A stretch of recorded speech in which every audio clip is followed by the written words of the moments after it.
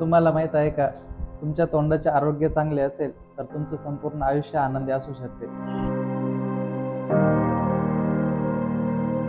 तर दरवर्षीप्रमाणे यावर्षी 20 मार्च हा दिवस आपण ओरल हेल्थ डे म्हणून साजरा करत असतो. यावर्षीची थीम आहे happy mouth is a happy life. तर याचा सोपा अर्थ म्हणजे जर तुमचे तोंड निरोगी असेल, तर आपलं खाणं, बोलणं, हसणं हे सगळं काही आनंदाने होऊ शकतं. पण आपण जर दातांची योग्य काळजी घेतली नाही तर दात किडणे, हिरड्यांचे आजार, तोंडाची दुर्गंधी तसेच दात दुखणे असे वेगवेगळे आजार आपल्याला होऊ शकतात. म्हणूनच दातांचे व तोंडाचे आरोग्य चांगले ठेवण्यासाठी आपण या सवयी नक्की पाळल्या पाहिजे. रोज 2 वेळेस ब्रश केला पाहिजे. त्यानंतर आहारामध्ये गोड व चिकटणारे पदार्थ आपण कमी केले पाहिजे. जेवण झाल्यानंतर गुळणी अवश्य केली पाहिजे.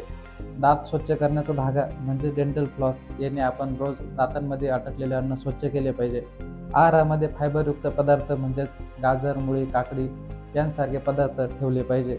आणि सर्वात महत्त्वाचे, दर 6 महिन्यांनी दातांच्या दवाखान्यात जाऊन डॉक्टरांकडून तपासणी नक्की केली पाहिजे.